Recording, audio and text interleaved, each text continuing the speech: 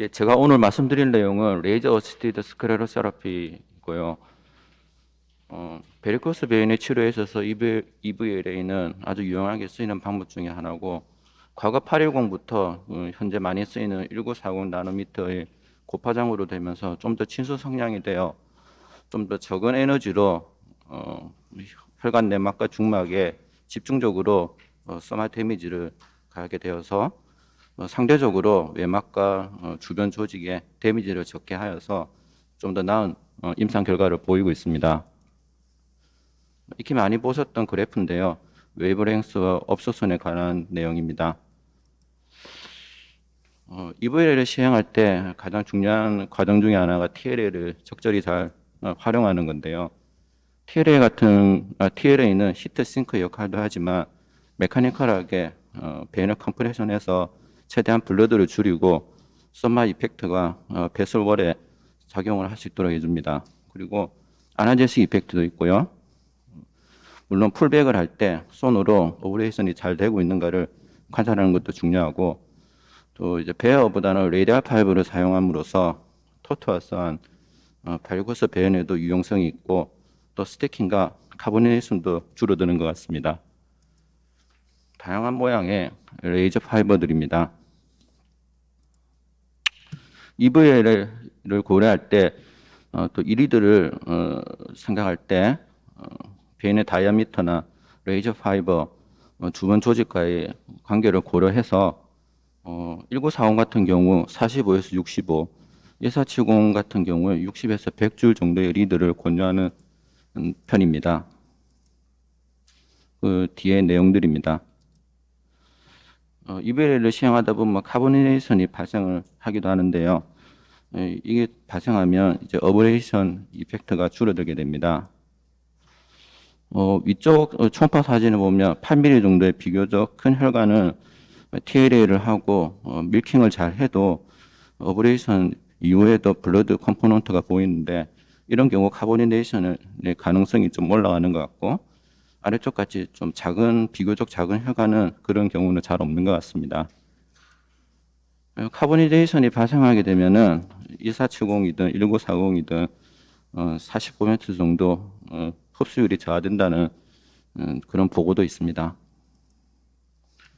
그래서 EVL을 시행할 때 디스컴포트를 일으킬 수 있는 요인 중에서 무릎 아래쪽 조인트까지 포함된 어브레이션 레인지와 또 어세젠트 오간에 특히나 스킨이나 너브에 가까운 데미지, 그런 경우 트랜지언트한 파레스테자가 발생할 수 있고, 환자의 센시티비티나 좀 마른 체형, 또 하이퍼 피그멘테이션이나 스롬보바이티스 등이 불편감을 유발할 수 있고, 이런 것들을 줄이고자 한번 노력해 봤습니다. 이 환자 같은 경우 오른쪽 다리는 빌로니까지 어브레이션을 시행하였고, 왼쪽은 무릎 레벨까지 하였지만 아무래도 오른쪽이 조금 더 디스컴포트가 좀 더 지속이 되었고요. 모카는 요즘 이제 많이 쓰이고 있고, 여러 장점들이 있고, NTNT 방법이고, 컴플리케이션 레이트가 낮고 빠른 회복을 보이고 있지만, 로테이터가 6.5mm 정도라서 너무 작거나 큰 혈관에는 메카니컬한 그 리미테이션이 있고, 또 ECC 기준으로 했을 때 STS를 30cc 미만으로만 사용하도록 권유하고 있습니다. 그리고 시행할 때 반드시 DVT에 대한 모니터링이 필요하고, 또 피그멘테이션이나 스로모바이테스가 생길 가능성도 있습니다. 이 환자 같은 경우 모카를 시행하고 난 뒤에 스로모프레바이티스가 발생했는데요. 환자분이 생각보다 좀 많이 불편해 하시는 경향입니다. 그래서 저희는 EVLA와 모카의 이런 한계점을 인식하고 EVLA와 스크레오세라피를 동시에 시행해서 라스트라는 방법을 고안해내었고, 이것은 서모케미컬 오브레이션의 일종입니다. 라스트를 시행할 때 필요한 기구들은 왼쪽 그림에서 보듯이 시린지 펌프, 아래쪽에 투메선트 펌프, 아래쪽에 1940 다이오드 레이저가 필요하고요. 카테터를 자세히 봤을 때 6프렌치짜리이고 1.5mm 정도의 레이더 캡을 갖고 있고 2cm 후방에 스크레로선트가 분출하는 멀티플 홀을 가지고 있습니다. 시행 시 투메선트를 주입하고요. 레이저는 사피노 피모랄 정선 1cm 후방에서 스타트를 하고 베인 다이아미터에 맞춰서 리드를 좀 조절하지만 센티미터당 4에서 6초 정도의 풀백 스피드를 가지고 파워는 4.5로 고정을 하였습니다. 스크레로선트는 1% 기준으로 시간당 80cc 정도 세팅을 하였고 맥시멈 30cc까지 사용 가능하면서 이것을 계산해 보면 100cm당 8.9cc 정도 필요합니다. 그리고 클라리베인 같은 경우에는 1% 경우 100cm당 30cc 정도 필요합니다. 오브레이션 과정은 EVLA와 크게 다르지 않는데요.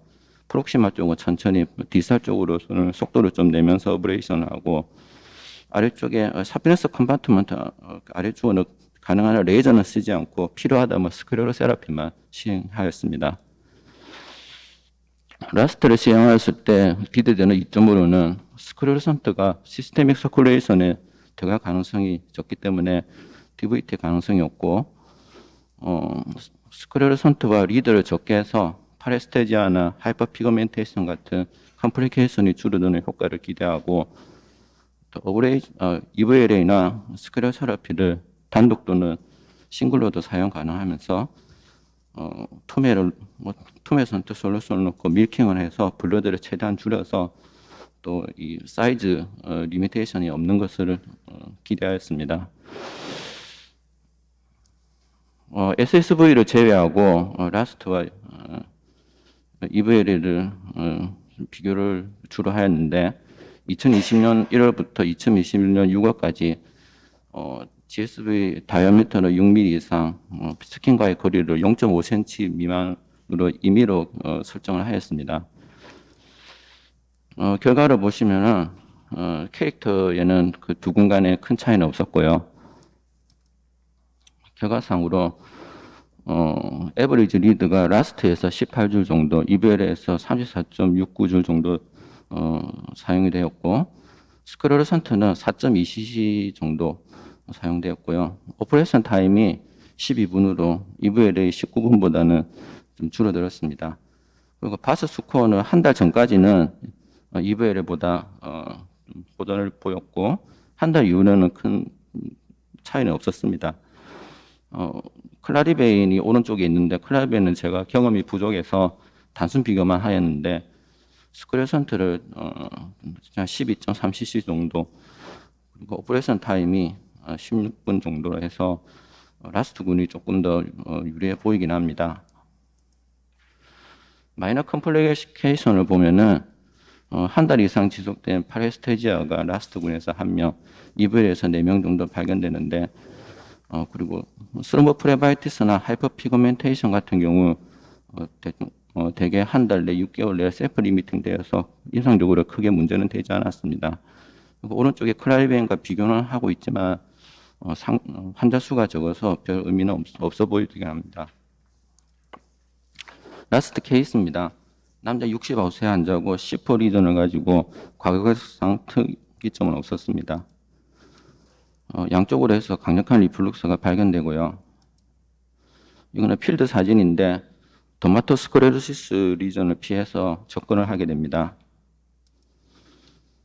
일주일째 사진입니다. 파이브로틱 체인지가 발견되고 있고 약간의 피그멘테이션이 발견이 되고 있습니다. 하지만 6개월째는 파이브로틱 체인지도 상당히 많이 진행되었고 환자 불편감도 거의 없는 상태였습니다.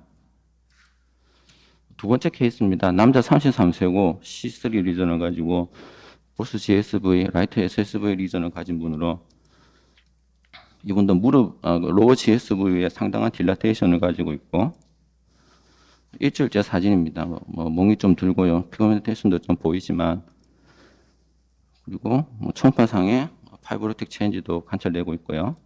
아마 6개월째는 많이 호전된 상태를 보입니다. 결론입니다. 라스트는 기존의 치료법에 대해서 몇몇 이점을 가지고 있는 것 같습니다. 클라리베인에 비해서는 사용법이 심플하고 스크래선트를 조금 더 적게 사용할 수 있어서 좀 더 긴 혈관을 치료를 가능하고 사이즈 리미테이션이 없고 또 피그멘테이션이나 스럼버 프레바이티스를 좀 줄여볼 수 있는 여지가 있습니다.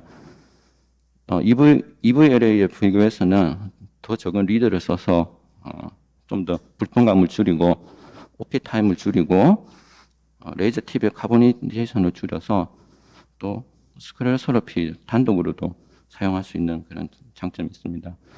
라스트는 또 다른 초이스가 될 수 있을 것 같고요.